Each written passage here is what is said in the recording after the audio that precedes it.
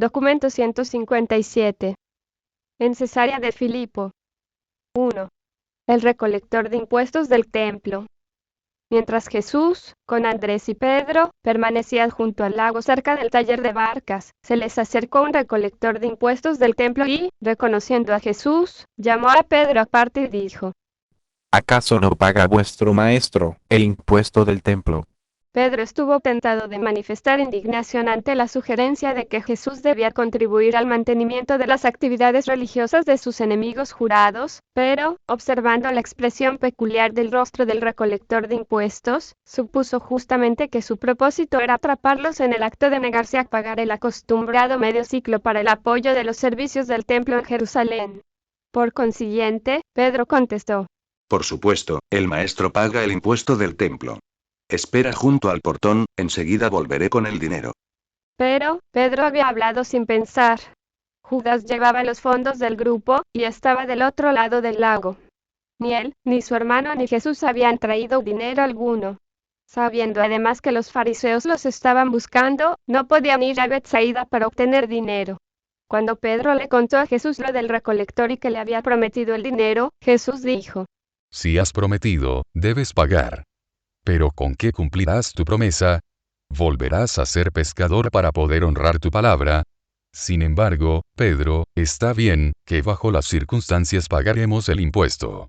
No demos a estos hombres ocasión alguna de que nuestra actitud los ofenda. Esperaremos aquí mientras tú vas con la barca y echas la red, y cuando hayas vendido los peces en el mercado de más allá, pagarás al recolector por nosotros 3. El mensajero secreto de David, que estaba ahí cerca, oyó esta conversación, e hizo una seña a un asociado, que estaba pescando cerca de la costa, para que volviera pronto.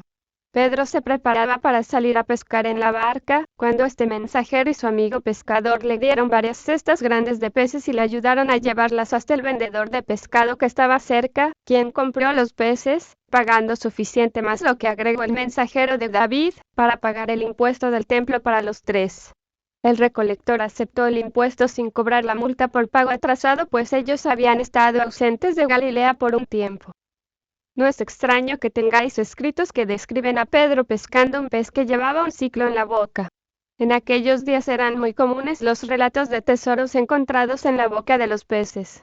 Estas narraciones de pseudo-milagros eran frecuentes. Así pues, cuando Pedro los dejó para dirigirse a la barca, Jesús observó, con cierto humorismo: Es extraño que los hijos del rey deban pagar tributo. Generalmente es el extranjero quien debe pagar el impuesto para mantener la corte. Pero es bueno que no seamos un escollo para las autoridades. Vete pues. Tal vez pesques el pez que lleva un ciclo en la boca.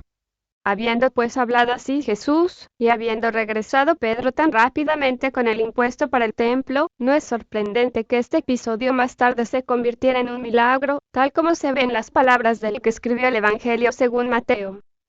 2. En Betsaida Julias. A estas alturas, algunos de los saduceos se habían unido a los fariseos en sus esfuerzos por atrapar a Jesús. Antes de comenzar una conferencia a puertas cerradas con los creyentes, Jesús celebró una reunión pública en la que estuvieron presentes los fariseos, que provocaron al maestro y de otras maneras trataron de alborotar la asamblea. Dijo el dirigente de estos alborotadores: Maestro, nos gustaría que nos divulgues qué será el signo de tu autoridad para enseñar, y luego, cuando esto ocurra, todos los hombres sabrán que has sido enviado por Dios. Y Jesús les respondió: Cuando comienza a caer la noche, vosotros decís que hará buen tiempo, porque el cielo está rojo. Por la mañana hará mal tiempo, porque el cielo está rojo y bajo. Cuando veis una nube que sube al oeste, decís que lloverá. Cuando el viento sopla del sur, decís que hará gran calor. ¿Cómo puede ser que sepáis también discernir el rostro del cielo, pero seáis totalmente tan incapaces de discernir los signos de los tiempos? Los que quieren conocer la verdad, ya han recibido un signo. Pero ningún signo será otorgado a una generación de gente malévola e hipócrita. Después de hablar así, Jesús se retiró y se preparó para la conferencia de la noche con sus seguidores. En esta conferencia se decidió emprender una misión unida por todas las ciudades y aldeas de la Decápolis en cuanto Jesús y los 12 retornaran de su propuesta visita a Cesarea de Filipo. El maestro participó en este planeamiento para la misión en la Decápolis y, despidiendo al grupo, dijo: Yo os digo, cuidaos del fermento de los fariseos y los saduceos. No os engañéis por su exhibición de gran conocimiento y por su profunda lealtad a las formas de la religión. Preocupaos solamente por el espíritu de la verdad viviente y el poder de la religión verdadera. No es el temor de una religión muerta lo que os salvará, sino más bien vuestra fe en una experiencia viviente de las realidades espirituales del reino. No os dejéis enceguecer por el prejuicio ni paralizar por el miedo. Tampoco permitáis que la reverencia por las tradiciones tanto pervierta vuestra comprensión que vuestros ojos no vean y vuestros oídos no oigan. No es propósito de la religión verdadera simplemente traer paz, sino más bien, asegurar el progreso. No puede haber paz en el corazón ni progreso en la mente, a menos que os enamoréis de todo corazón de la verdad, de los ideales de las realidades eternas. Los asuntos de la vida y de la muerte se exponen ante vosotros los placeres pecaminosos del tiempo contra las realidades justas de la eternidad. Aún ahora, deberíais comenzar a liberaros de la esclavitud del temor y de la duda al entrar a vivir una nueva vida de fe y esperanza. Cuando los sentimientos del servicio para con vuestros semejantes surjan en vuestra alma, no los ahoguéis. Cuando las emociones del amor por vuestro prójimo desborden en vuestro corazón, expresad estos impulsos de afecto en un ministerio inteligente de las necesidades auténticas de vuestros semejantes. 3. La confesión de Pedro. Al pausar para almorzar, Jesús repentinamente planteó a los 12 la primera pregunta sobre sí mismo que jamás les hubiera dirigido. Les hizo esta sorprendente pregunta: ¿Quién dicen los hombres que soy yo?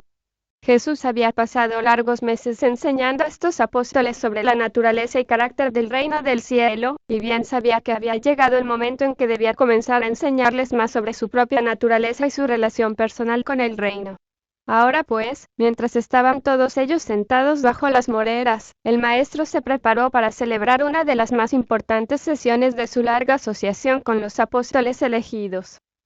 Más de la mitad de los apóstoles participaron en responder a la pregunta de Jesús. Le dijeron que eres considerado un profeta o un hombre extraordinario por todos quienes te conocen. Aun tus enemigos mucho te temen, explicando tu poder por la acusación de que estás aliado con el príncipe de los diablos. Le dijeron que algunos en Judea y Samaria que no te han conocido personalmente, creen que eres Juan el Bautista resucitado. Pedro explicó a Jesús que has sido comparado, en diversos momentos y por personas distintas, con Moisés, Elías, Isaías y Jeremías.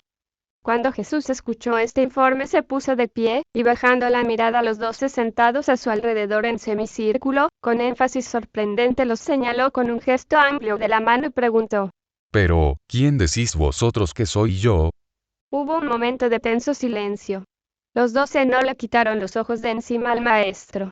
Luego Simón Pedro, incorporándose de un salto, exclamó: Tú eres el liberador, el Hijo del Dios viviente. Y los 11 apóstoles sentados se pusieron de pie al unísono, indicando de esta manera que Pedro había hablado por todos ellos. Después de señalarles Jesús que se sentaran nuevamente, estando él aún de pie frente a ellos, dijo: Esto os ha sido revelado por mi Padre. Ha llegado la hora de que vosotros conozcáis la verdad sobre mí. Pero, por ahora, os encargo que no digáis nada de esto a ningún hombre. Vayámonos de aquí. 4. La conversación sobre el reino. Desde el momento en que Jesús fue bautizado por Juan, y después de la transformación del agua en vino en Caná, los apóstoles virtualmente lo habían aceptado, en varias ocasiones, como el Mesías. Por cortos periodos, algunos de ellos habían creído sinceramente que él era el liberador esperado. Pero si bien surgían esas esperanzas en su corazón, el maestro los hacía añicos mediante una palabra devastadora o una acción desilusionante. Hacía mucho tiempo que vivían ellos en un torbellino constante debido al conflicto entre el concepto del Mesías esperado que tenían en su mente y la experiencia de su asociación extraordinaria con este hombre que llevaban en el corazón. Después de compartir el almuerzo y de discutir los planes para la gira venidera de la Decápolis, Jesús inesperadamente fijó en ellos la mirada diciendo: Ya que ha pasado un día entero desde que estuvisteis de acuerdo con la declaración de Simón Pedro sobre la identidad del Hijo del Hombre, deseo preguntaros si vuestra decisión aún es la misma. Al oír esto, los 12 se pusieron de pie, y Simón Pedro, adelantándose unos pocos pasos hacia Jesús, dijo: Sí, maestro, sí. Creemos que tú eres el Hijo del Dios viviente. Y enseguida Pedro se sentó con sus hermanos. Jesús, aún de pie, dijo entonces a los 12: Sois mis embajadores elegidos, pero sé que, en estas circunstancias, no podéis basar esta creencia en un simple conocimiento humano. Esta es una revelación del Espíritu de mi Padre a vuestra alma más íntima. Así pues, al hacer vosotros esta confesión por el entendimiento del Espíritu de mi Padre que reside en vosotros, me veo llevado a declarar que sobre estos cimientos construiré yo la hermandad del reino del cielo. Sobre esta roca de realidad espiritual construiré el templo viviente de la hermandad espiritual en las realidades eternas del reino de mi Padre. Ninguna fuerza del mal, ninguna hueste del pecado podrá prevalecer contra esta fraternidad humana del Espíritu Divino. Aunque el Espíritu de mi Padre por siempre será la guía divina y el mentor de todos los que abrazan el vínculo de la hermandad espiritual, a vosotros y a vuestros sucesores entrego yo ahora las llaves del reino exterior, la autoridad sobre las cosas temporales, las características sociales y económicas de esta asociación de hombres y mujeres, como hermanos en el reino. Nuevamente les ordenó que por el momento no dijeran a ningún hombre que él era el Hijo de Dios. 5. El nuevo concepto. La característica nueva y vital de la confesión de fe de Pedro fue el reconocimiento claro de que Jesús era el Hijo de Dios, de su divinidad incuestionable. Desde su bautismo y la boda de Caná, estos apóstoles le consideraban de varias maneras el Mesías, pero no formaba parte del concepto judío del libertador nacional, que él fuera divino. Los judíos no habían enseñado que el Mesías surgiría de la divinidad. Él sería el ungido, pero apenas se habían considerado que era el Hijo de Dios. En la segunda confesión, se subrayó el hecho de la naturaleza combinada, la realidad excelsa de que él era a la vez el Hijo del Hombre y el Hijo de Dios, y sobre esta gran verdad de la unión de la naturaleza humana con la naturaleza divina declaró Jesús que construiría el reino del cielo. Jesús había tratado de vivir su vida en la tierra y completar su misión de autootorgamiento como el Hijo del Hombre. Sus seguidores se inclinaban a considerarlo el Mesías esperado. Sabiendo que no satisfaría jamás esas expectativas mesiánicas, él intentó modificar el concepto de ellos sobre el Mesías en una forma que le permitiera satisfacer parcialmente las ansias de ellos. Pero ahora se había dado cuenta de que ese plan casi no podía ser llevado a cabo con éxito. Por consiguiente, eligió audazmente revelar un tercer plan: anunciar abiertamente su divinidad, reconocer la verdad de la confesión de fe de Pedro, y proclamar directamente a los 12 que él era el Hijo de Dios. Durante 3 años había proclamado Jesús que él era el Hijo del Hombre, mientras que durante esos mismos 3 años, los apóstoles insistieron en opinar con creciente convencimiento que él era el Mesías judío esperado. Ahora pues, él revelaba que era el Hijo de Dios, y que construiría el reino del cielo sobre el concepto de la naturaleza combinada del Hijo del Hombre y del Hijo de Dios. Había decidido que ya no se esforzaría por convencerlos de que él no era el Mesías. Se proponía en cambio revelar audazmente lo que él es, sin prestar atención a la determinación de ellos de persistir en considerarlo el Mesías. 6. La tarde siguiente. Ni Pedro ni los demás apóstoles tenían un concepto adecuado de la divinidad de Jesús. Apenas si comprendían que este era el comienzo de una nueva época en la carrera terrenal de su maestro, el tiempo en que el instructor curador se transformaría en el Mesías según un nuevo concepto, el Hijo de Dios. De ahí en adelante apareció en el mensaje del maestro una nueva nota. De aquí en adelante su único ideal del vivir fue la revelación del Padre, y la única idea en enseñar, la de presentar a su universo la personificación de esa sabiduría suprema que tan solo puede ser comprendida si se la vive. Él vino, para que podamos tener vida y tenerla más abundantemente. Así pues ejemplificó Jesús en su vida lo que enseñó en su religión: el crecimiento de la naturaleza espiritual mediante la técnica del progreso del vivir. No hizo hincapié, aunque sí lo hicieron sus seguidores más adelante, sobre la lucha incesante entre el alma y el cuerpo. Más bien enseñó que el espíritu vencerá fácilmente a los dos y reconciliará eficaz y provechosamente muchos de los elementos de esta guerrilla entre intelecto e instinto. A partir de este momento se vincula una nueva significación a todas las enseñanzas de Jesús. Antes de Cesarea de Filipo, él explicó el Evangelio del Reino presentándose como su instructor principal. Después de Cesarea de Filipo, ya no apareció meramente como maestro, sino como representante divino del Padre Eterno, que es el centro y circunferencia de este reino espiritual. Y fue necesario que hiciera todo esto como ser humano, como el Hijo del Hombre. Jesús había intentado sinceramente conducir a sus seguidores al reino espiritual actuando como instructor, luego como instructor curador, pero no hubo caso. Bien sabía que su misión en la tierra no podría de ninguna manera satisfacer las expectativas mesiánicas del pueblo judío. Los antiguos profetas habían concebido a un Mesías que él jamás podría ser. Intentó establecer el reino de su padre actuando como hijo del hombre, pero sus seguidores no pudieron seguirlo en esa senda. Jesús, viendo esto, decidió pues salir al encuentro de sus creyentes, preparándose así para asumir abiertamente el papel de Hijo de Dios autootorgador. Por lo tanto, este día en el jardín, los apóstoles escucharon de Jesús muchas cosas nuevas. Algunas de sus declaraciones les resultaban extrañas aún a ellos. Entre otros anuncios sorprendentes escucharon declaraciones como las siguientes. De ahora en adelante, si un hombre quiere asociarse con nosotros, que cargue con las obligaciones de la filiación y que me siga.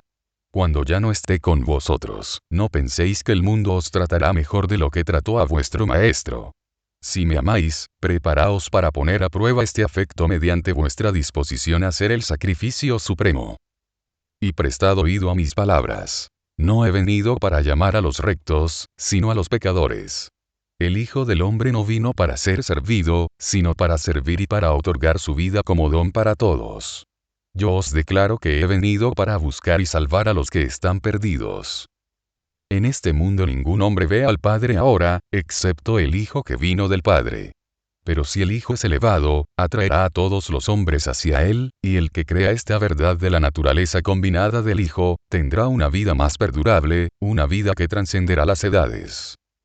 Aún no podemos proclamar abiertamente que el Hijo del Hombre es el Hijo de Dios, pero esto ya os ha sido revelado. Por eso os hablo audazmente en cuanto a estos misterios. Aunque estoy ante vosotros en esta presencia física, he venido de Dios el Padre. Antes de que Abraham fuese, yo soy. Yo he venido del Padre a este mundo así como me habéis conocido, y os declaro que pronto debo partir de este mundo y retornar a la obra de mi Padre. Ahora pues, puede comprender vuestra fe la verdad de estas declaraciones, si tenéis presente mi advertencia de que el Hijo del Hombre no satisfacerá las expectativas de vuestros antepasados y de su concepto del Mesías. Mi reino no es de este mundo. Podéis creer la verdad sobre mí, si tenéis presente que los zorros tienen guaridas y las aves del cielo nidos, pero yo no tengo donde recostar la cabeza. Sin embargo, yo os digo que el Padre y yo somos uno. El que me ha visto a mí, ha visto al Padre. Mi Padre trabaja conmigo en todas estas cosas, y jamás me dejará solo en mi misión, así como yo nunca os abandonaré cuando finalmente salgáis para proclamar este Evangelio por todo el mundo. Así pues, os he traído aquí conmigo y os he pedido que os apartéis a solas un corto periodo para que podáis comprender la gloria, entender la grandeza, de la vida a la cual os he llamado. La fea aventura del establecimiento del reino de mi Padre en el corazón de la humanidad, la construcción de mi hermandad de asociación viviente con las almas de todos los que creen en este Evangelio. 7. Los diálogos de Andrés. Esa noche Andrés decidió celebrar diálogos personales indagatorios con cada uno de sus hermanos, y tuvo conversaciones provechosas y consoladoras con todos sus asociados, excepto con Judas Iscariote. Andrés no había tenido nunca con Judas la asociación personal e íntima que compartía con los demás apóstoles. Por consiguiente, no le había dado importancia al hecho de que Judas no abría nunca su corazón libre y confidencialmente al jefe del cuerpo apostólico. Pero en esta ocasión estaba Andrés tan preocupado por la actitud de Judas que, más tarde esa noche, cuando todos los apóstoles estuvieron profundamente dormidos, buscó a Jesús y le planteó la causa de su ansiedad. Dijo Jesús: No es erróneo, Andrés, que tú vengas a mí con este asunto. Pero ya no podemos hacer nada más. Tan solo sigue brindándole la máxima confianza a este apóstol. Y nada digas a tus hermanos sobre esta conversación conmigo. Ahora pues, Jesús quería llevar a sus apóstoles consigo al Monte Hermón, donde había decidido inaugurar la cuarta fase de su ministerio terrenal como Hijo de Dios. Algunos de ellos habían estado presentes en su bautismo en el Jordán y habían presenciado el comienzo de su carrera como hijo del hombre, y él deseaba que algunos de ellos también estuvieran presentes para escuchar su autoridad para la asunción del nuevo y público papel de hijo de Dios. Por consiguiente, en la mañana del viernes 12 de agosto, Jesús dijo a los 12: Preparad provisiones y preparaos para viajar allende la montaña, donde el Espíritu me pide que vaya para ser provisto para terminar mi obra en la tierra. Y deseo llevar conmigo a mis hermanos para que también puedan ser fortalecidos para los tiempos difíciles de esta experiencia que se aproxima.